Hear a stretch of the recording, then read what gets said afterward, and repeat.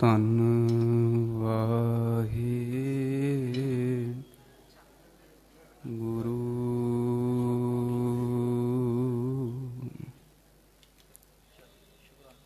ਤੁਮਰੇ ਗੁਣ ਕਿਆ ਕਹਾਂ ਮੇਰੇ ਸਤਿਗੁਰਾ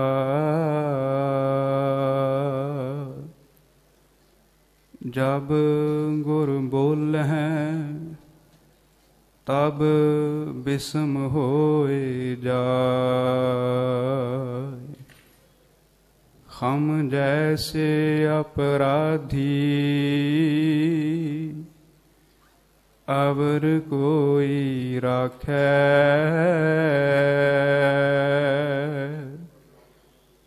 जैसे हम सतगुर राख लिए छुड़ाए।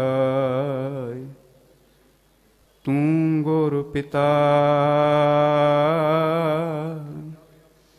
तू है गुर माता तू गुर बंधप मेरा सखा सखा।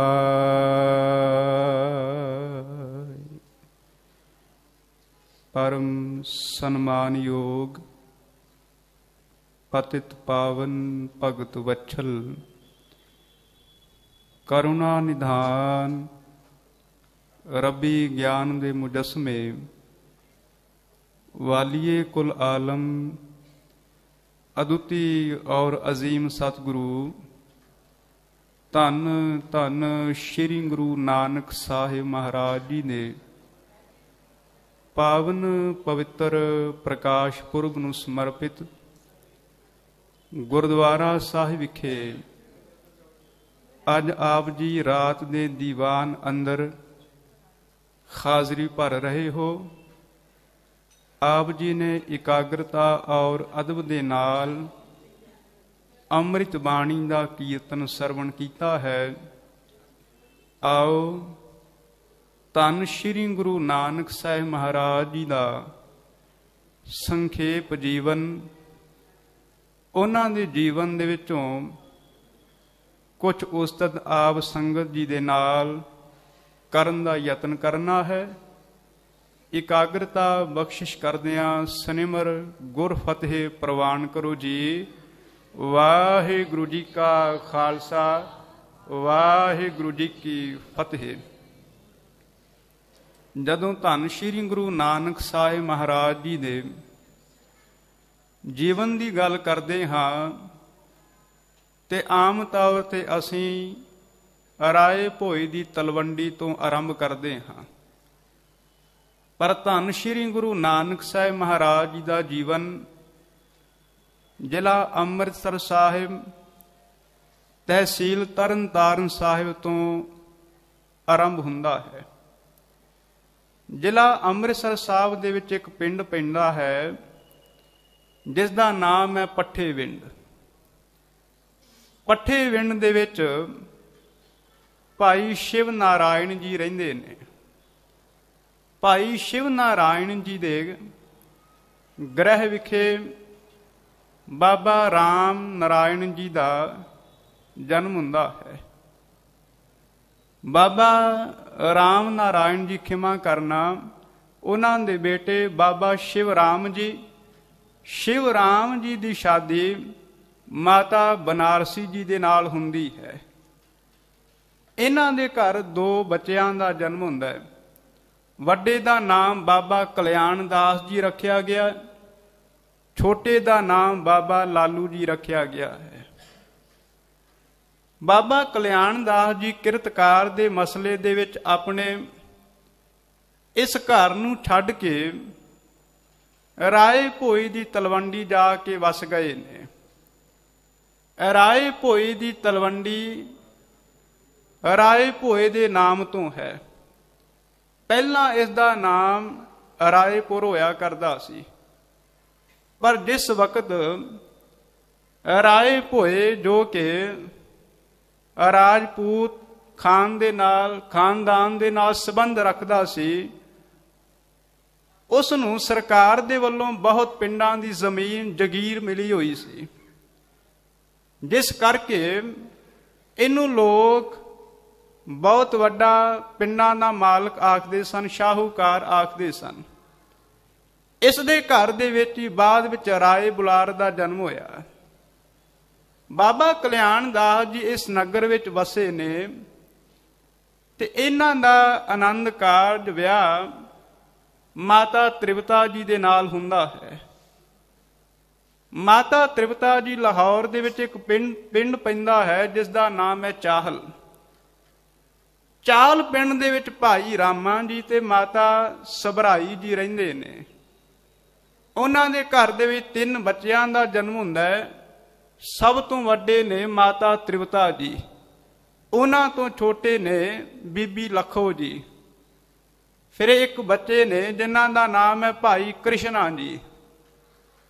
ਆਪਦੇ ਗਿਆਤ ਵਾਸਤੇ ਅਰਜ਼ ਕਰਾਂ, ਧੰਨ ਗੁਰੂ ਨਾਨਕ ਸਾਹਿਬ ਮਹਾਰਾਜ ਜੀ ਦੇ ਪੜਦਾਦਾ ਜੀ ਦਾ ਨਾਮ ਰਾਮ ਨਾਰਾਇਣ ਹੈ, ਦਾਦਾ ਜੀ ਦਾ ਨਾਮ ਸ਼ਿਵ ਰਾਮ ਹੈ, ਦਾਦੀ ਦਾ ਨਾਮ ਮਾਤਾ ਬਨਾਰਸੀ ਹੈ, ਪਿਤਾ ਬਾਬਾ ਕਲਿਆਣ ਦਾਸ ਜੀ ਨੇ, ਚਾਚਾ ਜੀ ਭਾਈ ਲਾਲੂ ਜੀ ਨੇ, ਮਾਤਾ ਤ੍ਰਿਪਤਾ ਜੀ ਨੇ, ਔਰ ਮਾਸੀ ਦਾ ਨਾਮ ਬੀਬੀ ਲਖੋ ਹੈ, ਮਾਮਾ ਜੀ ਦਾ ਨਾਮ ਭਾਈ ਕ੍ਰਿਸ਼ਨਾ ਜੀ ਹੈ। ਧੰਨ ਗੁਰੂ ਨਾਨਕ ਸਾਹਿਬ ਮਹਾਰਾਜ ਜੀ ਦੇ ਨਾਨਾ ਜੀ ਦਾ ਨਾਮ ਭਾਈ ਰਾਮਾ ਜੀ ਹੈ, ਨਾਨੀ ਦਾ ਨਾਮ ਮਾਤਾ ਸਬਰਾਈ ਜੀ ਹੈ। ਬਾਬਾ ਕਲਿਆਣ ਦਾਸ ਜੀ ਇਸੇ ਪਿੰਡ ਦੇ ਵਿੱਚ ਵਸ ਗਏ ਨੇ ਤੇ ਰਾਏ ਬੁਲਾਰ ਦੇ ਪਾਸ ਪਟਵਾਰੀ ਲੱਗ ਗਏ ਨੇ। ਨਾਮ ਦੇ ਨਾਲ ਉਹਨਾਂ ਦੇ ਮਹਿਤਾ ਲੱਗ ਗਿਆ ਹੈ। ਮਹਿਤਾ ਜ਼ਾਤ ਨਹੀਂ, ਮਹਿਤਾ ਇੱਕ ਅਹੁਦਾ ਹੈ। ਮਹਿਤਾ ਦਾ ਅਰਥ ਹੈ ਵਜ਼ੀਰ। ਗੁਰਬਾਣੀ ਵਿੱਚ ਵੀ ਆਪ ਜੀ ਇਹ ਲਫ਼ਜ਼ ਪੜ੍ਹਦੇ ਹੋ, ਲੱਭ ਪਾਪ ਦੋਏ ਰਾਜਾ ਮਹਿਤਾ, ਕੂੜੋਆ ਸਿਕਦਾਰ। ਧੰਨ ਗੁਰੂ ਨਾਨਕ ਸਾਹਿਬ ਸੱਚੇ ਪਾਤਸ਼ਾਹ ਮਹਾਰਾਜ ਅਜੇ ਧਰਤੀ ਤੇ ਉਹਨਾਂ ਦਾ ਆਗਮਨ ਨਹੀਂ ਹੋਇਆ। ਸਨ 1464 ਈਸਵੀ ਦੇ ਵਿੱਚ ਬਾਬਾ ਕਲਿਆਣ ਦਾਸ ਜੀ ਅਤੇ ਮਾਤਾ ਤ੍ਰਿਪਤਾ ਜੀ ਦੇ ਘਰ ਇੱਕ ਬੱਚੀ ਦਾ ਜਨਮ ਹੋਇਆ। ਨਾਨਕੇ ਪਿੰਡ ਚਾਹਲ ਜਨਮ ਹੋਣ ਕਰਕੇ ਨਾਮ ਰੱਖ ਦਿੱਤਾ ਕਿ ਨਾਨਕਿਆਂ ਦੀ ਨਾਨਕੀ ਹੈ। ਅੱਜ ਸਨ 1469 ਈਸਵੀ ਆ ਗਈ ਹੈ ਤੇ ਇਸ ਪਿੰਡ ਵਿੱਚ ਇੱਕ ਦਾਈ ਰਹਿੰਦੀ ਹੈ ਜਿਸ ਦਾ ਨਾਮ ਹੈ ਦੌਲਤਾਂ ਦਾਈ। ਤੇ ਅਕਸਰ ਇਹ ਲੋਕਾਂ ਦੇ ਘਰਾਂ ਦੇ ਵਿੱਚ ਜਾਂਦੀ ਹੈ ਜਦੋਂ ਬੱਚਿਆਂ ਦਾ ਜਨਮ ਹੁੰਦਾ ਹੈ। ਪਰ ਜਦੋਂ ਬਾਬਾ ਕਲਿਆਣ ਦਾਸ ਜੀ ਦੇ ਨਾਲ ਇਹਨਾਂ ਦਾ ਮਿਲਾਪ ਹੁੰਦਾ ਹੈ, ਰਸਤੇ ਦੇ ਵਿੱਚ ਕਈ ਵਾਰ ਮਿਲਦੀ ਹੈ ਤੇ ਕਹਿੰਦੀ ਹੈ ਮੈਂ ਤਾਂ ਯਾਦ ਰੱਖਣਾ, ਤੇਰੇ ਘਰ ਦੇ ਵਿੱਚ ਜਦੋਂ ਦੂਜੇ ਬੱਚੇ ਦਾ ਜਨਮ ਹੋਵੇ ਨਾ ਤੇ ਆਪਣੀ ਖੁਸ਼ੀ ਮੇਰੇ ਨਾਲ ਸਾਂਝੀ ਕਰਦਿਆਂ ਤੂੰ ਬਹੁਤ ਸਾਰੇ ਮੈਨੂੰ ਬਸਤਰ ਦਈ, ਮੈਨੂੰ ਅਨਾਜ ਦਈ, ਮੈਨੂੰ ਧਨ ਦਈ। ਮੈਂ ਬਹੁਤ ਘਰਾਂ ਦੇ ਵਿੱਚ ਜਾਂਦੀ ਹਾਂ, ਲੋਕ ਕਾਰ ਵਿਹਾਰ ਕਰਾ ਕੇ ਬਾਅਦ ਦੇ ਵਿੱਚ ਭੁੱਲ ਜਾਂਦੇ ਨੇ, ਮੈਨੂੰ ਕੁਝ ਟਕੇ ਦੇ ਕੇ ਵਾਪਸ ਭੇਜ ਦਿੰਦੇ ਨੇ। ਪਰ ਮੈਂ ਤੇਰੇ ਕੋਲੋਂ ਆਸ ਰੱਖਦੀ ਹਾਂ ਕਿ ਤੂੰ ਮਹਿਤਾ ਹੈ, ਤੂੰ ਪਟਵਾਰੀ ਹੈ, ਮੈਂ ਤੇਰੇ ਕੋਲੋਂ ਬਹੁਤ ਧਨ ਲੈਣਾ ਹੈ, ਬਹੁਤ ਬਸਤਰ ਲੈਣੇ ਨੇ, ਬਹੁਤ ਅਨਾਜ ਲੈਣਾ ਹੈ। ਤੇ ਹੱਸ ਕੇ ਬਾਬਾ ਕਲਿਆਣ ਦਾਸ ਜੀ ਬਹੁਤ ਵਾਰ ਕਹਿੰਦੇ ਨੇ, ਦੌਲਤਾਂ ਮੈਂ ਤੇਰੀ ਗੱਲ ਨੂੰ ਯਾਦ ਰੱਖਾਂਗਾ, ਜਿੰਨਾ ਚਿਰ ਤੱਕ ਤੂੰ ਆਖੇਂਗੇ ਨੇ ਉਹਨਾਂ ਚਿਰ ਤੱਕ ਮੈਂ ਤੈਨੂੰ ਵਸਤੂਆਂ ਦਿੰਦਾ ਰਹਾਂਗਾ। ਤੂੰ ਤ੍ਰਿਪਤ ਹੋ ਜਾਵੇਂਗੀ, ਖੁਸ਼ ਹੋ ਜਾਏਂਗੀ, ਪ੍ਰਸੰਨ ਹੋ ਜਾਏਂਗੀ। ਤੇ ਜਦੋਂ ਕਈ ਵਾਰ ਫਿਰ ਮਿਲਦੀ ਹੈ ਕਹਿੰਦੀ ਹੈ ਮੈਂ ਤਾਂ ਯਾਦ ਰੱਖੀ, ਅਕਸਰ ਅਮੀਰ ਲੋਕ ਗਰੀਬਾਂ ਦੀਆਂ ਗੱਲਾਂ ਨੂੰ ਧਿਆਨ ਦੇ ਨਾਲ ਨਹੀਂ ਸੁਣਦੇ, ਉਹਨਾਂ ਦੀਆਂ ਗੱਲਾਂ ਨੂੰ ਸੁਣ ਕੇ ਭੁੱਲ ਜਾਂਦੇ ਨੇ, ਪਰ ਮੇਰੀ ਗੱਲ ਨੂੰ ਤੂੰ ਜ਼ਰੂਰ ਯਾਦ ਰੱਖੀ। ਅੱਜ ਵਕਤ ਆਇਆ ਤੇ ਬਾਬਾ ਕਲਿਆਣ ਦਾਸ ਜੀ ਨੇ ਆਪਣੀ ਦਾਸੀ ਨੂੰ ਭੇਜਿਆ ਕਿ ਦੌਲਤਾਂ ਨੂੰ ਤੁਸੀਂ ਆਵਾਜ਼ ਮਾਰੋ, ਦੌਲਤਾਂ ਨੂੰ ਤੁਸੀਂ ਬੁਲਾ ਕੇ ਲਿਆਓ। ਜਦੋਂ ਦੌਲਤਾਂ ਦਾਈ ਮਾਤਾ ਤ੍ਰਿਪਤਾ ਜੀ ਦੇ ਕਮਰੇ ਦੇ ਵਿੱਚ ਗਈ, ਅੱਜ ਧੰਨ ਸ਼੍ਰੀ ਗੁਰੂ ਨਾਨਕ ਸਾਹਿਬ ਸੱਚੇ ਪਾਤਸ਼ਾਹ ਮਹਾਰਾਜ ਜੀ ਦਾ ਆਗਮਨ ਹੋਇਆ ਹੈ। ਜਿਸ ਵਕਤ ਆਗਮਨ ਹੋਇਆ ਤੇ ਇਤਿਹਾਸਕਾਰ ਕਹਿੰਦੇ ਨੇ ਦਰਸ਼ਨ ਕਰਕੇ, ਦੀਦਾਰ ਕਰਕੇ ਦੌਲਤਾਂ ਦਾਈ ਤ੍ਰਿਪਤ ਹੋ ਗਈ, ਰੱਜ ਗਈ। ਪਹਿਲਾਂ ਨਾਮ ਹੀ ਉਸ ਦਾ ਦੌਲਤਾਂ ਸੀ ਤੇ ਅਕਸਰ ਆਖਦੀ ਸੀ ਮੈਂ ਕਦੇ ਰੱਜੀ ਨਹੀਂ, ਮੈਨੂੰ ਇੰਨੀਆਂ ਵਸਤੂਆਂ ਨਹੀਂ ਮਿਲੀਆਂ ਜਿਸ ਕਰਕੇ ਮੈਂ ਆਪਣਾ ਚੰਗਾ ਜੀਵਨ ਗੁਜ਼ਾਰ ਸਕਾਂ। ਅੱਜ ਜਦੋਂ ਧੰਨ ਗੁਰੂ ਨਾਨਕ ਸਾਹਿਬ ਮਹਾਰਾਜ ਜੀ ਦਾ ਦੀਦਾਰ ਕੀਤਾ ਤੇ ਗੁਰਬਾਣੀ ਦੇ ਬੋਲ ਨੇ, ਇਹ ਇਤਿਹਾਸਕਾਰਾਂ ਦੇ ਬੋਲ ਨਹੀਂ, ਜਾਂ ਇਹ ਕਿਸੇ ਵਿਦਵਾਨ ਦੀ ਵਿਆਖਿਆ ਨਹੀਂ। ਹਜ਼ੂਰ ਕਹਿੰਦੇ ਨੇ ਜਿਸ ਨੇ ਧੰਨ ਗੁਰੂ ਨਾਨਕ ਸਾਹਿਬ ਮਹਾਰਾਜ ਜੀ ਦਾ ਸ਼ਬਦ ਕਰਕੇ ਦੀਦਾਰ ਕੀਤਾ, ਇਹਨਾਂ ਨੇਤਰਾਂ ਕਰਕੇ ਦੀਦਾਰ ਕੀਤਾ, ਉਹ ਬਾਅਦ ਦੇ ਵਿੱਚ ਭਵਜਲ ਸੰਸਾਰ ਦੇ ਵਿੱਚ ਨਹੀਂ ਆਇਆ, ਉਹ ਆਵਾਗਮਨ ਦੇ ਚੱਕਰ ਦੇ ਵਿੱਚ ਨਹੀਂ ਆਇਆ, ਮਾਂ ਦੇ ਗਰਭ ਦੇ ਵਿੱਚ ਨਹੀਂ ਆਇਆ, ਉਹ ਮੁਕਤ ਹੋ ਗਿਆ। ਮੈਂ ਮੂਰਖ ਕੀ ਕੇਤਕ ਬਾਤ ਹੈ, ਕੋਟ ਪਰਾਧੀ ਤਰਿਆ ਰੇ, ਗੁਰ ਨਾਨਕ ਜਿਨ ਸੁਣਿਆ ਪੇਖਿਆ, ਸੇ ਫਿਰ ਗਰਭਾਸ ਨਾ ਪਰਿਆ ਰੇ। ਧੰਨ ਗੁਰੂ ਨਾਨਕ ਸਾਹਿਬ ਸੱਚੇ ਪਾਤਸ਼ਾਹ ਮਹਾਰਾਜ ਜੀ ਦਾ ਦਰਸ਼ਨ ਅੰਦਰ ਨੂੰ ਠੰਡ ਪਿਆ ਪਾਉਂਦਾ ਹੈ। ਤੇ ਦੌਲਤਾਂ ਦਾਈ ਇੱਕ ਹੋਰ ਗੱਲ ਅਚਰਜ ਵੇਖਦੀ ਹੈ, ਕਹਿਣ ਲੱਗੀ ਮੇਰੇ ਹੱਥਾਂ ਦੇ ਵਿੱਚ ਬਹੁਤ ਬੱਚਿਆਂ ਦਾ ਜਨਮ ਹੋਇਆ ਹੈ, ਬਹੁਤ ਬੱਚੀਆਂ ਦਾ ਜਨਮ ਹੋਇਆ ਹੈ, ਪਰ ਪਹਿਲੀ ਵਾਰ ਅੱਜ ਵੇਖਿਆ ਹੈ ਇਹ ਬੱਚਾ ਹੱਸਦਾ ਹੋਇਆ ਸੰਸਾਰ ਤੇ ਆਇਆ ਹੈ। ਬਾਕੀ ਸਾਰੇ ਬੱਚੇ ਰੋਂਦੇ ਹੋਏ, ਕੁਰਲਾਉਂਦੇ ਹੋਏ ਸੰਸਾਰ ਦੇ ਵਿੱਚ ਆਉਂਦੇ ਨੇ। ਤੇ ਜਦੋਂ ਆਪਾਂ ਡਾਕਟਰਾਂ ਨੂੰ ਪੁੱਛਦੇ ਹਾਂ ਤੇ ਮੈਡੀਕਲ ਸਾਇੰਸ ਇਸ ਦੀ ਵਿਆਖਿਆ ਇੱਕ ਵੱਖਰੇ ਢੰਗ ਦੇ ਨਾਲ ਕਰਦੀ ਹੈ ਕਿ ਬੱਚੇ ਦਾ ਰੋਣਾ ਸਰੀਰਕ ਤੰਦਰੁਸਤੀ ਦੀ ਨਿਸ਼ਾਨੀ ਹੈ। ਪਰ ਜਦੋਂ ਆਪਾਂ ਧਰਮ ਨੂੰ ਪੁੱਛਦੇ ਹਾਂ, ਭਾਈ ਸਾਹਿਬ ਭਾਈ ਗੁਰਦਾਸ ਜੀ ਨੂੰ ਪੁੱਛਦੇ ਹਾਂ, ਤੇ ਉਹ ਕਹਿੰਦੇ ਨੇ ਇਹ ਬੱਚਾ ਸੰਸਾਰ ਦੇ ਵਿੱਚ ਆਇਆ, ਜਦੋਂ ਇਸ ਬੱਚੇ ਦਾ ਨਾੜੂਆ ਕੱਟਿਆ ਗਿਆ, ਸਮਝੋ ਉਸੇ ਦਿਨ ਤੋਂ ਪਰਮਾਤਮਾ ਦੇ ਨਾਲੋਂ ਇਸ ਦੀ ਲਿਵ ਟੁੱਟ ਗਈ। ਲਿਵ ਛੁੜਕੀ ਲੱਗੀ ਤ੍ਰਿਸ਼ਨਾ ਮਾਇਆ ਅਮਰ ਵਰਤਾਇਆ। ਤੇ ਭਾਈ ਗੁਰਦਾਸ ਸਾਹਿਬ ਜੀ ਕਹਿੰਦੇ ਨੇ ਰੋਵੈ ਰਤਨ ਗਵਾਏ ਕੈ, ਮਾਇਆ ਮੋਹ ਅੰਧੇਰ ਗੁਬਾਰਾ, ਉਹ ਰੋਵੈ ਦੁੱਖ ਆਪਣਾ, ਹੱਸ ਹੱਸ ਗਾਵੈ ਸਭ ਪਰਿਵਾਰਾ। ਉਹ ਬੱਚਾ ਆਪਣਾ ਦੁੱਖ ਰੋਂਦਾ ਪਿਆ ਹੈ, ਪਰ ਪਰਿਵਾਰ ਦੇ ਲੋਕ, ਰਿਸ਼ਤੇਦਾਰ, ਸੰਸਾਰ ਦੇ ਲੋਕ ਖੁਸ਼ੀਆਂ ਮਨਾ ਰਹੇ ਨੇ, ਇੱਕ ਦੂਜੇ ਨੂੰ ਵਧਾਈਆਂ ਦੇ ਰਹੇ ਨੇ, ਮਠਿਆਈਆਂ ਵੰਡ ਰਹੇ ਨੇ। ਪਰ ਉਹਨਾਂ ਨੂੰ ਇਹ ਨਹੀਂ ਪਤਾ ਕਿ ਸੰਸਾਰ ਦੇ ਵਿੱਚ ਆ ਕੇ ਇਸ ਨੂੰ ਰੱਬ ਦੀ ਯਾਦ ਭੁੱਲ ਗਈ ਹੈ। ਪਹਿਲੇ ਪਿਆਰ ਲੱਗਾ ਥਣ ਦੁੱਧ, ਦੂਜਾ ਮਾਏ ਬਾਪ ਕੀ ਸੁਧ, ਤੀਜਾ ਭਈਆ ਭਾਬੀ ਬੇਬ, ਚੌਥਾ ਪਿਆਰ ਉਪੰਨੀ ਖੇਡ, ਪੰਜਵੇਂ ਖਾਣ ਪੀਣ ਕੀ ਧਾਤ, ਛੇਵੇਂ ਕਾਮ ਨ ਪੁੱਛੈ ਜਾਤ, ਸਤਵੇਂ ਸੰਝ ਕੀਆ ਘਰ ਵਾਸ, ਅਠਵੇਂ ਕ੍ਰੋਧ ਹੁਆ ਤਨ ਨਾਸ, ਨਾਵੇਂ ਧੌਲੇ ਉਭੇ ਸਾਹ, ਦਸਵੇਂ ਦੱਦਾ ਹੋਆ ਸਿਆਹ। ਇਹ ਸੰਸਾਰ ਦਾ ਮੋਹ ਹੈ ਜਿਸ ਨਾਲ ਬੱਚੇ ਦਾ ਮੋਹ ਲੱਗ ਜਾਂਦਾ ਹੈ। ਤੇ ਭਾਈ ਗੁਰਦਾਸ ਸਾਹਿਬ ਜੀ ਕਹਿੰਦੇ ਨੇ ਉਹ ਰਤਨ ਨਾਮ ਸੀ ਜੋ ਇਸ ਬੱਚੇ ਤੋਂ ਛੁੱਟ ਗਿਆ ਹੈ। ਜਦੋਂ ਨਾਮ ਰੂਪ ਰਤਨ ਛੁੱਟਿਆ ਤੇ ਇਹ ਬੱਚਾ ਰੋਣ ਲੱਗ ਪਿਆ। ਪਰ ਧੰਨ ਗੁਰੂ ਨਾਨਕ ਸਾਹਿਬ ਮਹਾਰਾਜ ਜੀ ਦਾ ਜਿਸ ਵਕਤ ਆਗਮਨ ਹੋਇਆ, ਇਤਿਹਾਸਕਾਰਾਂ ਦੇ ਅਨੁਸਾਰ 15 ਅਪ੍ਰੈਲ 1469 ਈਸਵੀ ਹੈ। ਅੰਮ੍ਰਿਤ ਵੇਲੇ ਦਾ ਉਹ ਸਮਾਂ ਹੈ ਜਿਸ ਵਕਤ ਧੰਨ ਗੁਰੂ ਨਾਨਕ ਸਾਹਿਬ ਮਹਾਰਾਜ ਜੀ ਦਾ ਰਾਏ ਭੋਏ ਦੀ ਤਲਵੰਡੀ ਬਾਬਾ ਕਲਿਆਣ ਦਾਸ ਜੀ ਦੀ ਗ੍ਰਹਿ ਵਿਖੇ ਮਾਤਾ ਤ੍ਰਿਪਤਾ ਜੀ ਦੀ ਕੁੱਖ ਤੋਂ ਜ਼ਿਲ੍ਹਾ ਸ਼ੇਖੂਪੁਰਾ, ਅੱਜ ਕੱਲ ਪਾਕਿਸਤਾਨ ਜਿੱਥੇ ਪੈਂਦਾ ਹੈ, ਉੱਥੇ ਹਜ਼ੂਰ ਦਾ ਆਗਮਨ ਹੋਇਆ ਹੈ। ਤੇ ਰਾਏ ਬੁਲਾਰ ਨੇ ਪਹਿਲੀ ਵਾਰ ਆਪਣੇ ਨਗਰ ਦਾ ਨਾਮ ਬਦਲ ਕੇ ਆਖਿਆ ਸੀ ਕਿ ਮੇਰੇ ਨਗਰ ਦੇ ਲੋਕ ਆਖਦੇ ਨੇ ਰਾਏ ਭੋਏ ਦੀ ਤਲਵੰਡੀ ਹੈ। ਰਾਏ ਬੁਲਾਰ ਇਹਨਾਂ ਪਿੰਡਾਂ ਦਾ ਮਾਲਕ ਹੈ।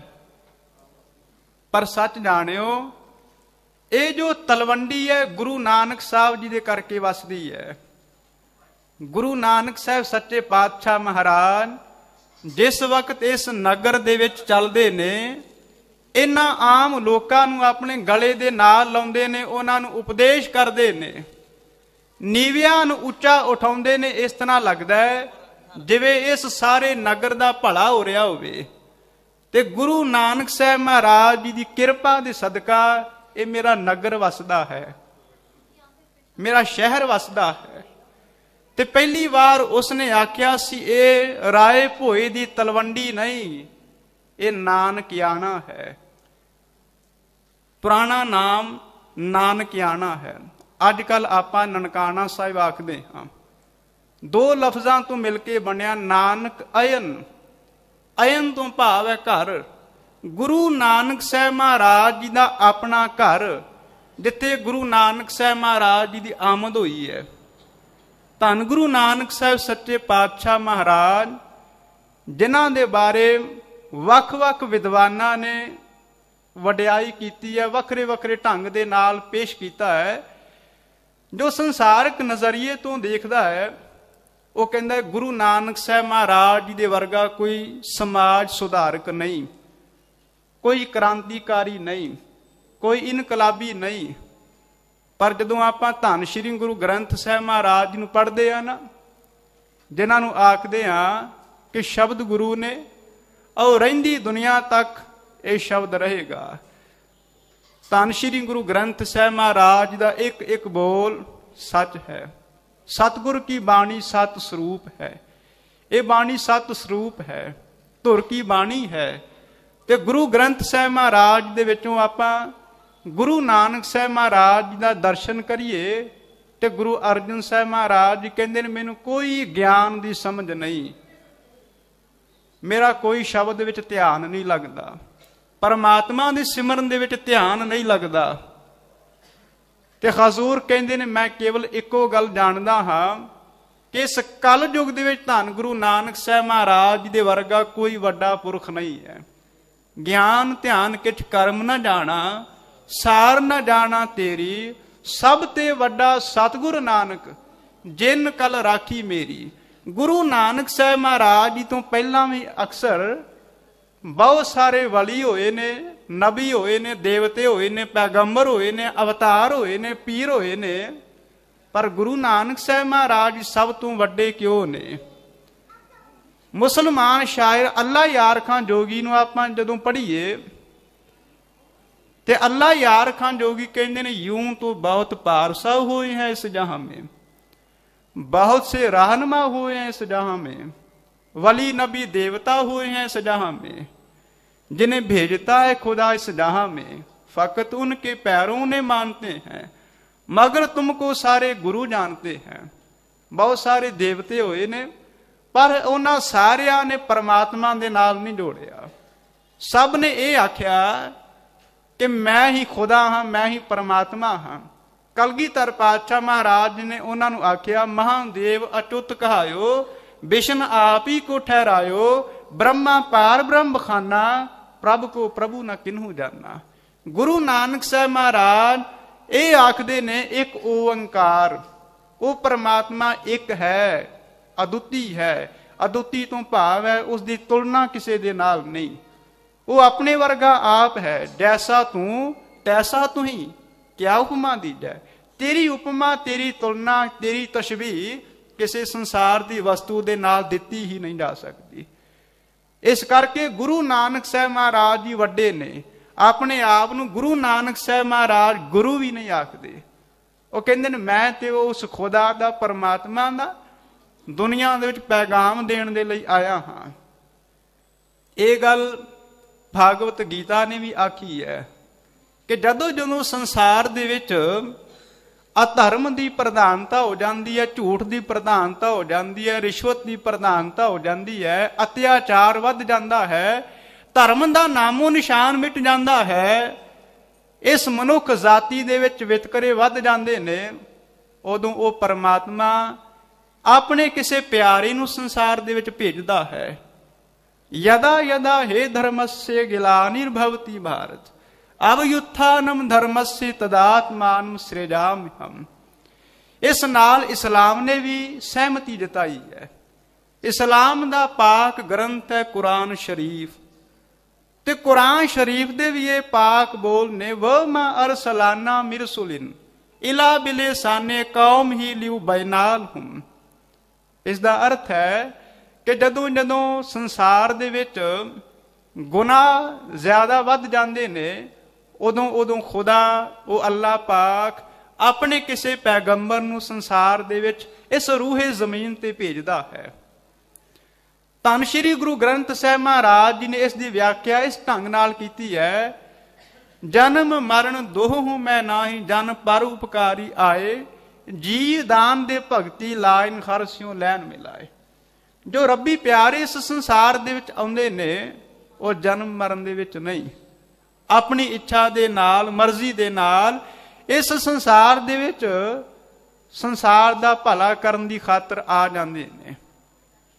ਧੰਨ ਗੁਰੂ ਨਾਨਕ ਸਾਹਿਬ ਮਹਾਰਾਜ ਸੱਚੇ ਪਾਤਸ਼ਾਹ ਜੀ ਇਸ ਸੰਸਾਰ ਦੇ ਵਿੱਚ ਆਏ ਨੇ ਸੰਸਾਰ ਦੇ ਭਲੇ ਦੀ ਖਾਤਰ। ਤੇ ਮੁਹੰਮਦ ਇਕਬਾਲ ਮੁਸਲਮਾਨ ਪ੍ਰਸਿੱਧ ਸ਼ਾਇਰ ਕਹਿੰਦੇ ਨੇ, ਧੰਨ ਗੁਰੂ ਨਾਨਕ ਸਾਹਿਬ ਮਹਾਰਾਜ ਐਸੇ ਪ੍ਰਚਾਰਕ ਨੇ, ਐਸੇ ਸਤਿਗੁਰੂ ਨੇ ਜਿਨ੍ਹਾਂ ਨੇ ਪੂਰੇ ਹਿੰਦੁਸਤਾਨ ਨੂੰ ਜਗਾ ਕੇ ਰੱਖ ਦਿੱਤਾ ਹੈ। ਐਸੀ ਆਵਾਜ਼ ਅਜੇ ਤੱਕ ਕਿਸੇ ਨੇ ਨਹੀਂ ਸੀ ਲਾਈ ਹੋਈ। ਉਹ ਕਹਿੰਦੇ ਨੇ, ਫਿਰ ਉਠੀ ਆਕੇ ਸਦਾ तौहीद की पंजाब से, हिंद को एक मर्दे कामिल ने जगाया ख्वाब से। गुरु नानक साहब महाराज जी ने इस सुती हुई जनता नूं जगा दिता कि ऐ दुनिया दे लोको, तुसीं वितकरियां दे विच, वंडियां दे विच सारी खिंडे होए हो, सारे एकमुठ हो जाओ, अपने विच एकता लैके आओ, कर्म कांडां तो छुट के एक परमात्मा दा सिमरन करो। यही मनुख मात्र दा मकसद है, मनोरथ है। धन गुरु नानक साहब सच्चे पातशाह महाराज जी का जो आप जीवन पढ़ते हैं तो आम तौर पर गुरु नानक साहब महाराज जी एक मनुख जिहा बना के पेश किया जाता है। पर खसूर अमृत बाणी दे विच कहंदे ने, मानुख का कर रूप ना जान, मनुख का रूप करके गुरु नानक साहब महाराज जी ना जाणिओ, अपराधी होवोगे, पापी होवोगे। एक अदीब कहते ने, गुरु जी बड़े मर्द मर्द के खुदा हैं, सिखावत के पुतले हैं बड़े गुप्तगाह हैं, वो हरेक मर्द की मुजरत दुआ हैं, वो जाहिर है इंसान लेकिन बाबे खुदा हैं। गुरु नानक साहब महाराज जाहिर तौर पर इंसान लगते ने पर वो सचमुच खुदा दा रूप ने। जोत रूप हर आप गुरु नानक कहायो। गुरु नानक साहब महाराज परमात्मा की जोत ने, उन्हां दे विच रब्बी गुण ने, सतगुर विच वड्डियां वड्याइयां, शह मेले तां नदरियां आईयां। जदों परमात्मा आप गुरु दे नाल मिलदा है, उन्हां दे अंदरों वड्याइयां, उन्हां दे अंदरों रब्बी गुण झलकदे ने। तेरे दरबार की आली निराली शानिया देखी, सदाकत भी गलियों के चक्कर काटती देखी, जो कहाया जिसने भी सिर त्यों दरबारे में ऐ मालिक, तुझे देता नहीं देखा पर झोली भरी देखी है। गुरु नानक साहब महाराज जी ने कोई देंदा होया नहीं देखिया कि गुरु नानक महाराज किसी दे सामने पल्ला अड के मंगदे होण, पर हरेक कोई आउंदा है गुरु नानक साहब महाराज जी दे कोलों मंगदा है, सवाल करदा है, प्रश्न करदा है कि मेरे मन का यह वलवला है, मेरे मन दे विच यह शंका है, तुसीं दूर कर दिओ। गुरु नानक साहब महाराज जी कई बार उपदेशक नजर आ रहे ने, कई बार गुरु नानक साहब महाराज जी एक हकीम नजर आ रहे ने, वैद नजर आ रहे ने। धन गुरु नानक साहब महाराज ने कुल जनता का, कुल आलम का उधार किया है। ते हजूर दे जीवन दे विचों अज आपां कुछ क नुकते सांझे करने ने वडियाई दे मुतलक। सब तो पहला गुरु नानक साहब महाराज दे जीवन दे विचों आपां देखदे आ होणहारता है। ऐसी होणहारता आम बच्चों दे विच नजर नहीं आउंदी। पांदे दे कोल पढ़न दे लई जांदे ने, पर पांदे नूं आप हजूर रब्बी गल्लां करके आश्चर्य कर देंदे ने, हैरान कर देंदे ने। कहंदे ने तुसीं हर रोज़ मैनूं पढ़ाउंदे हो, ਭਾਸ਼ਾ ਦਾ ਗਿਆਨ ਦਿੰਦੇ ਹੋ, ਵੱਖ-ਵੱਖ ਸ਼ਬਦ ਕੋਸ਼ ਦਾ ਗਿਆਨ ਦਿੰਦੇ ਹੋ, ਅੱਖਰਾਂ ਦਾ ਗਿਆਨ ਦਿੰਦੇ ਹੋ, ਲਿਖਣ ਬਾਰੇ ਮੈਨੂੰ ਆਖਦੇ ਹੋ, ਯਾਦ ਕਰਨ ਦੇ ਬਾਰੇ ਮੈਨੂੰ ਆਖਦੇ ਹੋ, ਪਰ ਕਦੀ ਰੱਬ ਦਾ ਨਾਮ ਵੀ ਯਾਦ ਕੀਤਾ ਹੈ, ਕਦੇ ਉਸ ਦਾ ਨਾਮ ਵੀ ਲਿਖਿਆ। ਤੇ ਗੁਰੂ ਨਾਨਕ ਸਾਹਿਬ ਮਹਾਰਾਜ ਸ਼ਬਦ ਵੀ ਉਚਾਰਨ ਕਰਦੇ ਨੇ, ਜਾਲ ਮੋਹ ਘਸ ਮਸ ਕਰ, ਮਤ ਕਾਗਦ ਕਰ ਸਾਰ, ਭਾਉ ਕਲਮ ਕਰ ਚਿਤ ਲਿਖਾਰੀ, ਗੁਰ ਪੁੱਛ ਲਿਖ ਵਿਚਾਰ, ਲਿਖ ਨਾਮ ਸਾਲਾਹ ਲਿਖ, ਲਿਖ ਅੰਤ ਨਾ ਪਾਰਾਵਾਰ। ਬਾਬਾ ਇਹ ਲੇਖਾ ਲਿਖ ਜਾਣ, ਜਿੱਥੈ ਲੇਖਾ ਮੰਗੀਐ ਤਿੱਥੈ ਹੋਏ ਨਿਸ਼ਾਨ। ਧੰਨ ਗੁਰੂ ਨਾਨਕ ਸਾਹਿਬ ਸੱਚੇ ਪਾਤਸ਼ਾਹ ਮਹਾਰਾਜ ਜੀ ਦੇ ਜੀਵਨ ਦੇ ਵਿੱਚੋਂ ਖਲਕਤ ਦੇ ਨਾਲ ਪਿਆਰ ਝਲਕਦਾ ਹੈ। ਕਿਹੜਾ ਐਸਾ ਪੈਗੰਬਰ ਹੋਵੇਗਾ ਜਿਹੜਾ ਕੁੱਲ ਆਲਮ ਦੇ ਨਾਲ ਆਪਣੀ ਜ਼ਾਤੀ ਨੂੰ, ਬਿਰਾਦਰੀ ਨੂੰ ਛੱਡ ਕੇ, ਖਾਨਦਾਨ ਨੂੰ ਛੱਡ ਕੇ, ਜਾਂ ਧਾਰਮਿਕ ਸ਼ਾਸਤਰਾਂ ਨੂੰ ਛੱਡ ਕੇ ਕੇਵਲ ਰੱਬ ਦੀ ਗੱਲ ਕਰਦਾ ਹੋਵੇ, ਕੁੱਲ ਮਾਤਰ ਨੂੰ ਆਪਣੇ ਕਲਾਵੇ ਦੇ ਵਿੱਚ ਲੈਣ ਦੀ ਗੱਲ ਕਰਦਾ ਹੋਵੇ। ਗੁਰੂ ਨਾਨਕ ਸਾਹਿਬ ਮਹਾਰਾਜ ਜੀ ਐਮਨਾਬਾਦ ਜਾਂਦੇ ਨੇ, ਜਿਸ ਦਾ ਪਹਿਲਾ ਨਾਮ ਸੈਯਦਪੁਰ ਸੀ, ਸੈਦਪੁਰ ਵੀ ਉਸ ਨੂੰ ਆਖਿਆ ਜਾਂਦਾ ਸੀ। ਬਾਬਰ ਨੇ ਖੁਰਾਸਾਨ ਤੋਂ ਆ ਕੇ, ਕਾਬਲ ਕੰਧਾਰ ਵੱਲੋਂ ਆ ਕੇ ਐਮਨਾਬਾਦ ਦੀ ਧਰਤੀ ਤੇ ਜਿਸ ਵਕਤ ਹਮਲਾ ਕੀਤਾ, ਤੇ ਗੁਰੂ ਨਾਨਕ ਸਾਹਿਬ ਮਹਾਰਾਜ ਉੱਥੇ ਹੀ ਮੌਜੂਦ ਸਨ। ਭਾਈ ਲਾਲੋ ਜੀ ਨੂੰ ਉੱਥੇ ਮਿਲੇ ਸਨ, ਤੇ ਗੁਰੂ ਨਾਨਕ ਸਾਹਿਬ ਮਹਾਰਾਜ ਜੀ ਡਰ ਕੇ ਹਟੇ ਨਹੀਂ, ਉੱਥੋਂ ਭੱਜੇ ਨਹੀਂ, ਦੌੜੇ ਨਹੀਂ। ਸਾਡੇ ਵਰਗਾ ਕੋਈ ਇਨਸਾਨ ਹੁੰਦਾ ਤੇ ਆਖਦਾ ਜਾਂ ਸੋਚਦਾ ਕਿ ਇੱਥੇ ਤਾਂ ਬੜਾ ਅਤਿਆਚਾਰ ਹੋ ਰਿਹਾ, ਬੜਾ ਜ਼ੁਲਮ ਹੋ ਰਿਹਾ, ਖੂਨ ਖਰਾਬਾ ਹੋ ਰਿਹਾ, ਭੱਜ ਕੇ ਇੱਥੋਂ ਆਪਣੀ ਜਾਨ ਬਚਾ ਲਈਏ। ਧੰਨ ਗੁਰੂ ਨਾਨਕ ਸਾਹਿਬ ਮਹਾਰਾਜ ਜੀ ਕਹਿੰਦੇ ਨੇ, ਮਰਦਾਨਿਆ ਅੱਜ ਵਕਤ ਆ ਗਿਆ ਕਿ ਕਹਿਣ ਲੱਗੇ ਰਬਾਬ ਵਜਾਓ, ਸ਼ਬਦ ਗਾਈਏ। ਕਹਿਣ ਲੱਗੇ ਮਹਾਰਾਜ ਉਧਰ ਖੂਨ ਖਰਾਬਾ ਹੋ ਰਿਹਾ, ਅਤਿਆਚਾਰ ਹੋ ਰਿਹਾ, ਤੇ ਤੁਸੀਂ ਕਹਿ ਰਹੇ ਹੋ ਤੁਸੀਂ ਰਬਾਬ ਵਜਾਓ। ਇਹ ਕਿਵੇਂ ਦੀ ਗੱਲ ਹੈ? ਗੁਰੂ ਨਾਨਕ ਸਾਹਿਬ ਮਹਾਰਾਜ ਜੀ ਕਹਿੰਦੇ ਨੇ ਉਹ ਬਾਬਰ ਚੜ ਕੇ ਆ ਰਿਹਾ ਹੈ, ਉਹ ਸ਼ੈਤਾਨ ਬਣਿਆ ਪਿਆ ਹੈ। ਤੇ ਅੱਜ ਆਪਾਂ ਇਸ ਜਨਤਾ ਨੂੰ, ਲੋਕਾਈ ਨੂੰ ਦੱਸਣਾ ਹੈ ਕਿ ਸਮੇਂ ਦਾ ਸੱਚ ਬੋਲਣਾ ਚਾਹੀਦਾ ਹੈ। ਸੱਚ ਸੁਣਾਏ ਸੀ ਸੱਚ ਕੀ ਬੇਲਾ। ਤੇ ਗੁਰੂ ਨਾਨਕ ਸਾਹਿਬ ਮਹਾਰਾਜ ਨੇ ਸ਼ਬਦ ਉਚਾਰਨ ਕੀਤਾ, ਆਸਾ ਰਾਗ ਦੇ ਵਿੱਚ ਉਹ ਦਰਜ ਹੈ। ਖੁਰਾਸਾਨ ਖਸਮਾਨਾ ਕੀਆ, ਹਿੰਦੁਸਤਾਨ ਡਰਾਇਆ, ਆਪੇ ਦੋਸ਼ ਨਾ ਦੇਈ ਕਰਤਾ, ਜਮ ਕਰ ਮੁਗਲ ਚੜਾਇਆ, ਏਤੀ ਮਾਰ ਪਈ ਕੁਰਲਾਣੇ, ਤੈਂ ਕੀ ਦਰਦ ਨਾ ਆਇਆ। ਉਸ ਪਰਮਾਤਮਾ ਨੂੰ ਕਹਿ ਰਹੇ ਨੇ, ਐ ਖੁਦਾ, ਐ ਪਰਮਾਤਮਾ ਅਕਾਲ ਪੁਰਖ, ਤੇਰੀ ਰਚਨਾ ਦੇ ਉੱਤੇ, ਇਹ ਸੰਸਾਰ ਦੇ ਉੱਤੇ ਜ਼ੁਲਮ ਹੋ ਰਿਹਾ ਹੈ, ਪਰ ਤੈਨੂੰ ਰਤਾ ਭਰ ਵੀ ਕੋਈ ਦਰਦ ਨਹੀਂ ਆਇਆ, ਤੈਨੂੰ ਕੋਈ ਤਕਲੀਫ ਨਹੀਂ ਹੋਈ, ਪਰ ਮੇਰਾ ਹਿਰਦਾ ਪਸੀਜ ਗਿਆ ਹੈ ਇਸ ਜ਼ੁਲਮ ਨੂੰ ਦੇਖ ਕੇ। ਧੰਨ ਗੁਰੂ ਨਾਨਕ ਸਾਹਿਬ ਸੱਚੇ ਪਾਤਸ਼ਾਹ ਮਹਾਰਾਜ ਜੀ ਨੇ ਭਾਈ ਲਾਲੋ ਨੂੰ ਮਿਲ ਕੇ ਵੀ ਸ਼ਬਦ ਉਚਾਰਨ ਕੀਤਾ। ਕਹਿਣ ਲੱਗੇ, ਜੈਸੀ ਮੈਂ ਆਵੇ ਖਸਮ ਕੀ ਬਾਣੀ, ਤੈਸੜਾ ਕਰੀ ਗਿਆਨ ਵੇ ਲਾਲੋ, ਪਾਪ ਕੀ ਜੰਝ ਲੈ ਕਾਬਲੋਂ ਧਾਇਆ, ਜ਼ੋਰੀ ਮੰਗੈ ਦਾਨ ਵੇ ਲਾਲੋ, ਸ਼ਰਮ ਧਰਮ ਦੋਇ ਛੱਪ ਖਲੋਏ, ਕੂੜ ਫਿਰੈ ਪ੍ਰਧਾਨ ਵੇ ਲਾਲੋ, ਕਾਜ਼ੀਆਂ ਬਾਹਮਣਾ ਕੀ ਗੱਲ ਥੱਕੀ, ਅਗਦ ਪੜੈ ਸ਼ੈਤਾਨ ਵੇ ਲਾਲੋ, ਜ਼ਾਤ ਸਨਾਤੀ ਹੋਰ ਵਿੰਦਵਾਣੀਆਂ, ਇਹ ਵੀ ਲੇਖੈ ਲਾਏ ਵੇ ਲਾਲੋ। ਇਸ ਪੂਰੇ ਸ਼ਬਦ ਦੇ ਅੰਦਰ ਹਜ਼ੂਰ ਨੇ ਬਾਬਰ ਨੂੰ ਇੱਕ ਬਰਾਤੀ ਦੇ ਰੂਪ ਦੇ ਵਿੱਚ ਚਿਤਰਿਆ ਹੈ ਕਿ ਬਾਬਰ ਪਾਪ ਦੀ ਜੰਜ ਲੈ ਕੇ ਆਇਆ ਹੋਇਆ, ਪਾਪ ਦੀ ਬਰਾਤ ਲੈ ਕੇ ਆਇਆ ਹੋਇਆ, ਤੇ ਆਮ ਇਨਸਾਨਾਂ ਦਾ ਉਸਨੇ ਬੜਾ ਘਾਣ ਕੀਤਾ ਹੈ। ਗੁਰੂ ਨਾਨਕ ਸਾਹਿਬ ਮਹਾਰਾਜ ਜੀ ਨੇ ਬੜੇ ਨਿਡਰ ਹੋ ਕੇ ਉੱਥੇ ਬਾਬਰ ਨੂੰ ਜਦੋਂ ਮਿਲੇ ਨਾ, ਤੇ ਕਹਿ ਦਿੱਤਾ, ਐ ਬਾਬਰ, ਤੂੰ ਆਪਣੇ ਆਪ ਨੂੰ ਬਹੁਤ ਵੱਡਾ ਸ਼ਹਿਨਸ਼ਾਹ ਆਖਦਾ, ਬਾਦਸ਼ਾਹ ਆਖਦਾ, ਰਾਜਾ ਆਖਦਾ, ਪਰ ਤੂੰ ਬਾਬਰ ਨਹੀਂ, ਤੂੰ ਜ਼ਾਬਰ ਹੈ।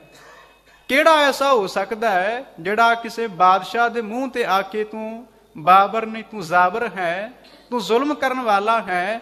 ਗੁਰੂ ਨਾਨਕ ਸਾਹਿਬ ਮਹਾਰਾਜ ਜੀ ਨੂੰ ਪਕੜ ਕੇ ਉਹਨਾਂ ਨੇ ਕੈਦ ਦੇ ਵਿੱਚ ਬੰਦ ਕਰ ਦਿੱਤਾ, ਅੱਗੇ ਚੱਕੀ ਰੱਖ ਦਿੱਤੀ ਪੀਸਣ ਦੇ ਲਈ। ਗੁਰੂ ਨਾਨਕ ਸਾਹਿਬ ਮਹਾਰਾਜ ਨੇ ਉੱਥੇ ਚੱਕੀ ਵੀ ਪੀਸੀ।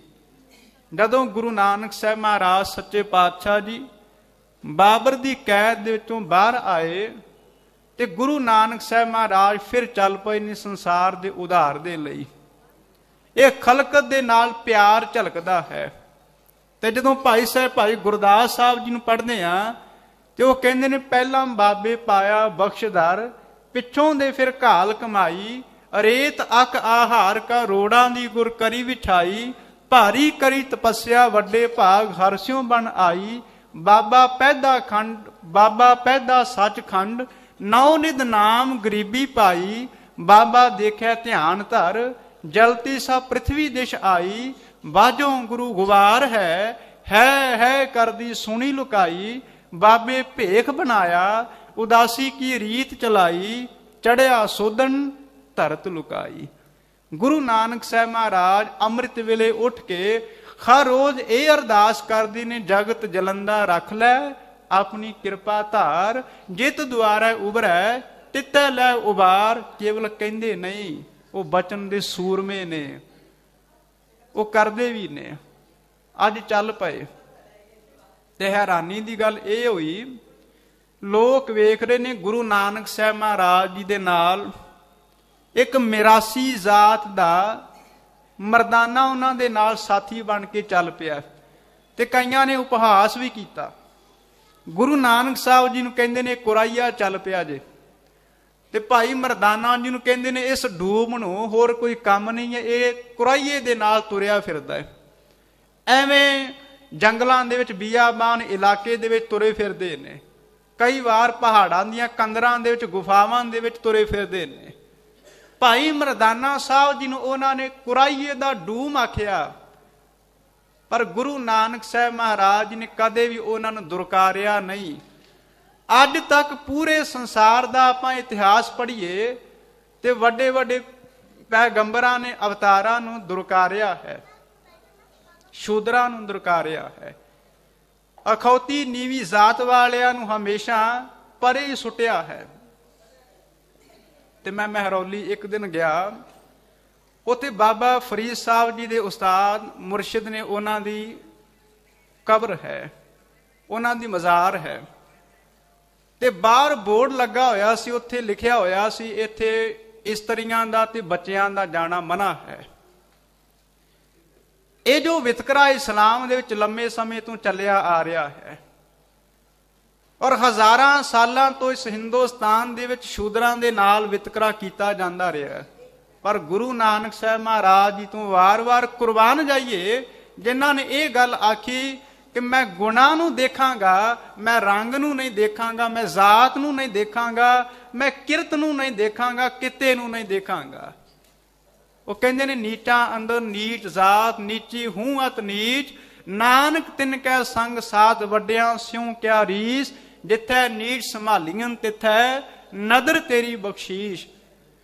ਗੁਰੂ ਨਾਨਕ ਸਾਹਿਬ ਮਹਾਰਾਜ ਸੱਚੇ ਪਾਤਸ਼ਾਹ ਜੀ ਦੇ ਨਾਲੋਂ ਭਾਈ ਮਰਦਾਨਾ ਜੀ 10 ਸਾਲ ਵੱਡੇ ਨੇ, ਤੇ ਇੰਨੀ ਜ਼ਿਆਦਾ ਉਹਨਾਂ ਦੇ ਨਾਲ ਮੁਹੱਬਤ ਕੀਤੀ, ਪਿਆਰ ਕੀਤਾ। ਹਮੇਸ਼ਾ ਕਹਿੰਦੇ ਨੇ ਮਰਦਾਨਿਆ ਤੂੰ ਮੇਰਾ ਕੋਈ ਸਾਥੀ ਨੌਕਰ ਨਹੀਂ, ਤੂੰ ਮੇਰਾ ਭਾਈ ਹੈ, ਤੂੰ ਮੇਰਾ ਭਰਾ ਹੈ। ਤੇ ਉਹ ਕਹਿੰਦੇ ਨੇ ਜਜਮਾਨ ਸਾਡਾ ਕੰਮ ਤੇ ਲੋਕਾਂ ਦੇ ਘਰਾਂ ਦੇ ਵਿੱਚ ਜਾ ਕੇ ਉਹਨਾਂ ਦੇ ਸੋਹਲੇ ਗਾਣਾ ਹੈ, ਉਹਨਾਂ ਦੀ ਵਡਿਆਈ ਕਰਨੀ ਹੈ। ਤੇ ਗੁਰੂ ਨਾਨਕ ਸਾਹਿਬ ਮਹਾਰਾਜ ਜੀ ਕਹਿੰਦੇ ਨੇ ਮਰਦਾਨਿਆ ਤੈਨੂੰ ਰਾਗ ਦੀ ਸੋਝੀ ਹੈ, ਜੇ ਰਾਗ ਦੇ ਵਿੱਚ ਮਿਲਾ ਕੇ ਸ਼ਬਦ ਨੂੰ ਗਾਵੇਂ ਤੇ ਤੇਰਾ ਦੋਹੀਂ ਥਾਈਂ ਭਲਾ ਹੋਵੇ, ਇਸ ਲੋਕ ਵਿੱਚ ਵੀ ਭਲਾ ਹੋਵੇਗਾ ਤੇ ਪਰਲੋਕ ਦੇ ਵਿੱਚ ਵੀ ਤੇਰਾ ਭਲਾ ਹੋਵੇਗਾ। ਭਾਈ ਮਰਦਾਨਾ ਜੀ ਨਾਲ ਚੱਲੇ ਨੇ, ਬੇਬੇ ਨਾਨਕੀ ਨੇ 7 ਰੁਪਏ ਆਪਣੇ ਕੋਲੋਂ ਦਿੱਤੇ ਨੇ, ਕਹਿਣ ਲੱਗੇ ਵੀਰੇ ਜੇ ਤੁਸੀਂ ਸੰਸਾਰ ਦੇ ਭਲੇ ਦੇ ਲਈ ਜਾ ਰਹੇ ਹੋ ਤੇ ਮੇਰਾ ਵੀ ਇਸ ਵਿੱਚ ਯੋਗਦਾਨ ਪਾ ਲਵੋ। ਕਹਿਣ ਲੱਗੇ ਬੇਬੇ ਤੇਰਾ ਯੋਗਦਾਨ ਤੇ ਪਹਿਲਾਂ ਹੀ ਬਹੁਤ ਹੈ, ਤੂੰ ਸਾਨੂੰ ਬਚਪਨ ਦੇ ਵਿੱਚ ਬੜਾ ਲਾਡ ਲਡਾਇਆ ਹੈ, ਬੜਾ ਤੁਸੀਂ ਦੁਲਾਰ ਕੀਤਾ ਹੈ, ਬੜਾ ਪਿਆਰ ਕੀਤਾ ਹੈ, ਤੁਹਾਡੇ ਹੱਥਾਂ ਦੇ ਵਿੱਚ ਮੈਂ ਖੇਡਿਆ ਹਾਂ, ਇਸ ਤੋਂ ਵੱਡਾ ਯੋਗਦਾਨ ਕੀ ਹੋ ਸਕਦਾ ਹੈ। ਤੇ ਅੱਗੋਂ ਬੇਬੇ ਨਾਨਕੀ ਜੀ ਕਹਿੰਦੇ ਨੇ ਵੀਰੇ ਮੇਰੇ ਕੋਲੋਂ 7 ਰੁਪਏ ਲੈ ਜਾਵੋ। ਉਸ ਸਮੇਂ ਭਾਵੇਂ ਜਿਹੜੀ ਕਰੰਸੀ ਹੈ ਉਸਦਾ ਨਾਮ ਰਜ਼ਤਪਨ ਹੈ, ਰੁਪਇਆ ਨਹੀਂ, ਅਕਬਰ ਦਾ ਰਾਜ ਹੈ। ਤੇ ਬੇਬੇ ਨਾਨਕੀ ਨੇ ਉਸ ਸਮੇਂ 7 ਰੁਪਏ ਕੋਲੋਂ ਦਿੱਤੇ ਨੇ, ਤੇ ਭਾਈ ਮਰਦਾਨਾ ਜੀ ਨੂੰ ਕਹਿੰਦੇ ਨੇ ਇਹਨਾਂ 7 ਰੁਪਇਆਂ ਨੂੰ ਲੈ ਕੇ ਤੁਸੀਂ ਦੁਆਬੇ ਦੇ ਵਿੱਚ ਚਲੇ ਜਾਓ, ਭਾਈ ਫਿਰੰਦੇ ਦੇ ਕੋਲੋਂ ਰਬਾਬ ਲੈ ਕੇ ਉਹ ਚੰਗੀ, ਜੋ ਕਿ ਚੰਗੀ ਕੁਆਲਿਟੀ ਦੀ ਹੋਵੇ, ਉਹ ਚਪਾਏ ਦੀ ਹੋਵੇ। ਤੇ ਭਾਈ ਮਰਦਾਨਾ ਜੀ ਰਬਾਬ ਲੈ ਕੇ ਆਏ ਨੇ। ਉਹ ਰਬਾਬ ਦੀ ਕਰਾਮਾਤ ਸੀ, ਧੰਨ ਗੁਰੂ ਨਾਨਕ ਸਾਹਿਬ ਮਹਾਰਾਜ ਜੀ ਦੇ ਸ਼ਬਦ ਦੀ ਕਰਾਮਾਤ ਸੀ, ਜਿਸ ਦੇ ਸਦਕਾ ਗੁਰੂ ਨਾਨਕ ਸਾਹਿਬ ਮਹਾਰਾਜ ਜੀ ਨੇ ਕੁੱਲ ਆਲਮ ਨੂੰ ਫਤਿਹ ਕਰ ਲਿਆ, ਜਿੱਤ ਲਿਆ।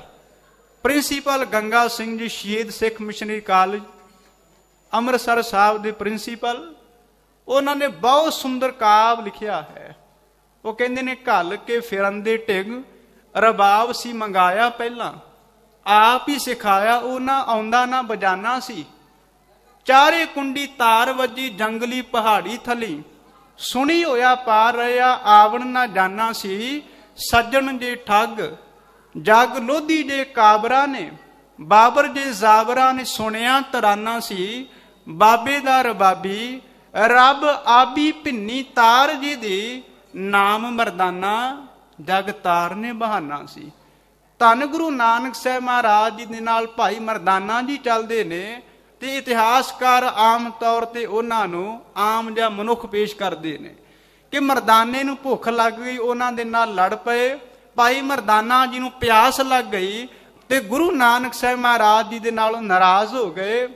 ਪਰ ਸਾਡੇ ਵਰਗੇ ਲੋਕਾਂ ਨੂੰ ਇਹ ਨਹੀਂ ਪਤਾ ਕਿ ਭਾਈ ਮਰਦਾਨੇ ਨੂੰ ਪਿਆਸ ਨਾ ਲੱਗਦੀ ਤੇ ਵਲੀ ਕੰਧਾਰੀ ਦਾ ਉਧਾਰ ਕਿਵੇਂ ਹੁੰਦਾ। ਭਾਈ ਮਰਦਾਨੇ ਨੂੰ ਭੁੱਖ ਨਾ ਲੱਗਦੀ, ਸਾਲਸਰਾਏ ਜੌਹਰੀ ਦਾ ਉਧਾਰ ਕਿਵੇਂ ਹੁੰਦਾ, ਅਧਰਕੇ ਦਾ ਉਧਾਰ ਕਿਵੇਂ ਹੁੰਦਾ। ਗੁਰੂ ਨਾਨਕ ਸਾਹਿਬ ਸੱਚੇ ਪਾਤਸ਼ਾਹ ਮਹਾਰਾਜ ਜੀ ਦੇ ਜੀਵਨ ਦੇ ਵਿੱਚੋਂ ਖਲਕਤ ਦੇ ਨਾਲ ਪਿਆਰ ਝਲਕਦਾ ਹੈ। ਫਿਰ ਗੁਰੂ ਨਾਨਕ ਸਾਹਿਬ ਮਹਾਰਾਜ ਜੀ ਦੇ ਜੀਵਨ ਵਿੱਚ ਲੋਭ ਨਹੀਂ, ਲੋਭ ਦਾ ਬਿਲਕੁਲ ਤਿਆਗ ਹੈ। ਸੁਲਤਾਨਪੁਰ ਦੇ ਵਿੱਚ ਜਦੋਂ ਮੋਦੀ ਦੀ ਕਾਰ ਕਰਦੇ ਸਨ ਤੇ ਤਨਖਾਹ ਦੇ ਰੂਪ ਦੇ ਵਿੱਚ ਕੋਈ ਕਰੰਸੀ ਨਹੀਂ ਮਿਲਦੀ, ਪੈਸਾ ਨਹੀਂ ਮਿਲਦਾ, ਉਹਨਾਂ ਨੂੰ ਅਨਾਜ ਮਿਲਦਾ ਹੈ। ਤੇ ਉਸ ਅਨਾਜ ਦੇ ਵਿੱਚੋਂ ਬਹੁਤ ਸਾਰੇ ਲੋੜਵੰਦਾਂ ਨੂੰ, ਗਰੀਬਾਂ ਨੂੰ ਗੁਰੂ ਨਾਨਕ ਸਾਹਿਬ ਮਹਾਰਾਜ ਜੀ ਪਰਮਾਤਮਾ ਦਾ ਨਾਮ ਲੈ ਕੇ 13 ਕਰਕੇ ਉੱਥੇ ਵੰਡ ਦਿੰਦੇ ਨੇ। ਇੱਕ ਦਿਨ ਉੱਥੇ ਵੀ ਪਿਤਾ ਜੀ ਆ ਗਏ, ਬਾਬਾ ਕਲਿਆਣ ਦਾਸ ਜੀ ਕਹਿਣ ਲੱਗੇ, ਬੜੇ ਸਾਲ ਹੋ ਗਏ ਨੇ, ਕਈ ਮਹੀਨੇ ਗੁਜ਼ਰ ਗਏ ਨੇ, ਤੁਹਾਨੂੰ ਇੱਥੇ ਮੋਦੀ ਦੀ ਕਾਰ ਕਰਦੇ ਆ, ਕਿੰਨੀ ਕਮਾਇਆ ਜੋੜ ਲਈ ਹੈ, ਕਿੰਨਾ ਕੁ ਧਨ ਇਕੱਠਾ ਕਰ ਲਿਆ। ਤੇ ਉੱਥੇ ਭਾਈ ਸਾਹਿਬ ਭਾਈ ਸੰਤੋਖ ਸਿੰਘ ਜੀ ਨੇ ਇਸ ਦਾ ਜ਼ਿਕਰ ਕੀਤਾ ਹੈ। ਗੁਰੂ ਨਾਨਕ ਸਾਹਿਬ ਮਹਾਰਾਜ ਜੀ ਕਹਿੰਦੇ, ਧਨ ਕੀ ਇਕੱਠਾ ਕਰਨਾ ਹੈ, ਇੱਕ ਪਾਸਿਓਂ ਧਨ ਆਉਂਦਾ ਹੈ ਤੇ ਦੂਜੇ ਹੱਥੋਂ ਧਨ ਚਲਾ ਜਾਂਦਾ ਹੈ, ਇੱਕ ਕੌਡੀ ਵੀ ਮੈਂ ਇਕੱਠੀ ਨਹੀਂ ਕੀਤੀ। ਕਵੀ ਸੰਤੋਖ ਸਿੰਘ ਜੀ ਕਹਿੰਦੇ ਨੇ, ਦੁਐ ਘਟਕਾ ਦਾ ਬੀਤ ਗਈ ਤੇ ਕਾਲ ਮੈਂ ਕਾਲੂ ਨੇ ਬਾਣੀ ਅਲਾਈ, ਬਹੁ ਕਾਲ ਭਇਓ ਸੁਲਤਾਨਪੁਰੇ, ਕ੍ਰਿਤ ਮੋਦੀ ਤੇ ਕੀਨੀ ਹੈ ਕੀਤੀ ਕ ਕਮਾਈ। ਸੁਨ ਪੰਕਜ ਲੋਚਨ ਬੈਣ ਭਣੇ, ਬਹੁ ਆਨ ਕਮਾਈ ਕਰੀਏ ਥਾਈ। ਗੁਰੂ ਨਾਨਕ ਸਾਹਿਬ ਮਹਾਰਾਜ ਜੀ ਕਹਿੰਦੇ ਨੇ, ਕਮਾਈ ਬੜੀ ਕੀਤੀ ਹੈ। ਕਿਹੜੀ ਕਮਾਈ ਕੀਤੀ ਹੈ? ਪਰਮਾਤਮਾ ਦੇ ਸਿਮਰਨ ਦੀ। ਇਹਨਾਂ ਲੋੜਵੰਦਾਂ ਦੇ ਨਾਲ ਪਿਆਰ ਕਰਕੇ ਇਹੀ ਮੈਂ ਕਮਾਈ ਕੀਤੀ ਹੈ। ਧੰਨ ਗੁਰੂ ਨਾਨਕ ਸਾਹਿਬ ਮਹਾਰਾਜ ਦੇ ਜੀਵਨ ਦੇ ਵਿੱਚੋਂ ਨਿਰਲੋਭਤਾ ਝਲਕਦੀ ਹੈ। ਗੁਰੂ ਨਾਨਕ ਸਾਹਿਬ ਮਹਾਰਾਜ ਸੱਚੇ ਪਾਤਸ਼ਾਹ ਜੀ ਸਿੱਧਾਂ ਦੇ ਨਾਲ ਮਿਲਾਪ ਕਰਦੇ ਨੇ ਤੇ ਗੁਰੂ ਨਾਨਕ ਸਾਹਿਬ ਮਹਾਰਾਜ ਜੀ ਨੂੰ ਭਰਮਾਉਣ ਦੇ ਲਈ, ਭਟਕਾਉਣ ਦੇ ਲਈ ਉਹਨਾਂ ਨੇ ਹੱਥ ਦੇ ਵਿੱਚ ਖੱਪਰ ਦੇ ਦਿੱਤਾ। ਕਹਿਣ ਲੱਗੇ, ਦੂਰ ਤਲਾਬ ਤੇ ਜਾਇਓ, ਸਰੋਵਰ ਵਿੱਚ ਜਾਇਓ, ਉਥੋਂ ਪਾਣੀ ਭਰ ਕੇ ਵਾਪਸ ਆਉਣਾ। ਗੁਰੂ ਨਾਨਕ ਸਾਹਿਬ ਮਹਾਰਾਜ ਉੱਥੇ ਜਾਂਦੇ ਨੇ ਤੇ ਸਿੱਧਾਂ ਨੇ ਗੁਰੂ ਨਾਨਕ ਸਾਹਿਬ ਮਹਾਰਾਜ ਜੀ ਨੂੰ ਆਪਣੇ ਪੰਥ ਦੇ ਵਿੱਚ, ਦਰਸ਼ਨ ਦੇ ਵਿੱਚ ਦਾਖਲ ਕਰਨ ਦੇ ਲਈ ਰਿੱਧੀਆਂ ਸਿੱਧੀਆਂ ਦੇ ਨਾਲ ਉੱਥੇ ਰਤਨ ਜਵਾਹਰਾਤ ਬਣਾ ਦਿੱਤੇ ਨੇ। ਪਰ ਗੁਰੂ ਨਾਨਕ ਸਾਹਿਬ ਮਹਾਰਾਜ ਜੀ ਪਾਣੀ ਦੀ ਥਾਂ ਰਤਨਾਂ ਨੂੰ, ਜਵਾਹਰਾਤਾਂ ਨੂੰ ਦੇਖ ਕੇ ਵਾਪਸ ਆ ਗਏ। ਅੱਗੋਂ ਸਿੱਧਾਂ ਨੇ ਸਵਾਲ ਕੀਤਾ, ਕਹਿਣ ਲੱਗੇ, ਪਾਣੀ ਨਹੀਂ ਲੈ ਕੇ ਆਏ, ਖਾਲੀ ਵਾਪਸ ਆ ਗਏ ਹੋ। ਤੇ ਗੁਰੂ ਨਾਨਕ ਸਾਹਿਬ ਮਹਾਰਾਜ ਜੀ ਕਹਿਣ ਲੱਗੇ, ਤੁਸੀਂ ਪਾਣੀ ਲੈਣ ਭੇਜਿਆ ਸੀ, ਉੱਥੇ ਪਾਣੀ ਨਹੀਂ ਹੈ। ਜੋ ਮੇਰਾ ਮਕਸਦ ਸੀ ਮੈਂ ਕਰਨ ਵਾਸਤੇ ਗਿਆ ਸੀ, ਪਰ ਉੱਥੇ ਹੈ ਹੀ ਨਹੀਂ, ਮੈਂ ਕੀ ਕਰ ਸਕਦਾ, ਖਾਲੀ ਵਾਪਸ ਆ ਗਿਆ। ਤੇ ਭਾਈ ਗੁਰਦਾਸ ਸਾਹਿਬ ਜੀ ਕਹਿੰਦੇ ਨੇ, ਸਿੱਧੀ ਮਨੇ ਵਿਚਾਰਿਆ ਕਿਵੇਂ ਦਰਸ਼ਨੇ ਲੇਵੈ ਬਾਲਾ, ਐਸਾ ਜੋਗੀ ਕਲੀ ਮੈਂ ਹਮਰਾ ਪੰਥ ਕਰੈ ਉਜਾਲਾ। ਖੱਪਰ ਦਿੱਤਾ ਨਾਥ ਜੀ, ਪਾਣੀ ਭਰ ਲੈਵਨ ਉੱਠ ਚਾਲਾ, ਫਿਰ ਆਇਆ ਗੁਰ ਨਾਥ ਜੀ, पानी ठौर नहीं उस ताला, सतगुर अगम अगाध पुरख केड़ा झल्ले, गुरु दी झाला शब्द चीती सिद्ध मंडली, की तोस अपना पंथ निराला, कल जुग नानक नाम सुखाला। धन गुरु नानक साहब महाराज जी दे रब्बी गुणां दे करके उन्हां दी वडियाई पूरे संसार दे विच फैल गई। सुनी अरदास स्वामी मेरा, सर्ब कला बन आई, प्रगट भाई सगले जुग अंतर, गुर नानक की वडियाई। सतगुरु जी रहमत करन। बहुत थोड़े समय के अंदर आप संगत दे नाल विचार करने का यत्न किया है। होइयां भुलां दी खिमा, सब दा बहुत बहुत हार्दिक धन्नवाद। जो गुरु नानक साहब महाराज सच्चे पातशाह जी ने सानू उपदेश दिता है ना, उस उपदेश दे उत्ते चल के आपां अपने जीवन नूं सफल कर सकते हैं। सतगुरु दे कोल तां सब ही आउंदे ने, पर महाराज जी उस नूं प्रवान करते ने जो गुरु का उपदेश मनदा है। सेवक सिख पूजन सब आवैं, सब गावैं हर हर ऊतम बानी, गाविया सुनिया तिनका हर थाएं भावै, जिन सतगुरु की आग्या सत सत करमानी। सब का हार्दिक धन्नवाद। गुरु नानक साहब महाराज के प्रकाश पुरब दियां आप सब संगतां नूं बहुत बहुत वधाइयां होण जी। वाहिगुरू जी का खालसा, वाहिगुरू जी की फतेह। साध संगत जी, वाहिगुरू जी का खालसा, वाहिगुरू जी की फतेह। असी भाई राम सिंह जी के बहुत बहुत धन्नवादी हाँ, जिन्हों ने बड़े ही विचारां दित्तियां ने अपनियां। गुरु नानक देव जी के जीवन बारे बहुत कुछ दसिया है। असी बहुत बहुत आभारी हाँ इन्हों। टाइम की कमी करके थोड़ा जहा हिसाब किताब रखना पैंदा है। हुण भाई साहब भाई दविंदर सिंह जी दरबार साहब तो आए ने अमृतसर तो, आ करके हुण सानू 9 बजे तक कीर्तन नाल निहार करनगे। आओ वाहिगुरू दा गुणगान करिए। वाहिगुरू जी का खालसा, वाहिगुरू जी की फतेह।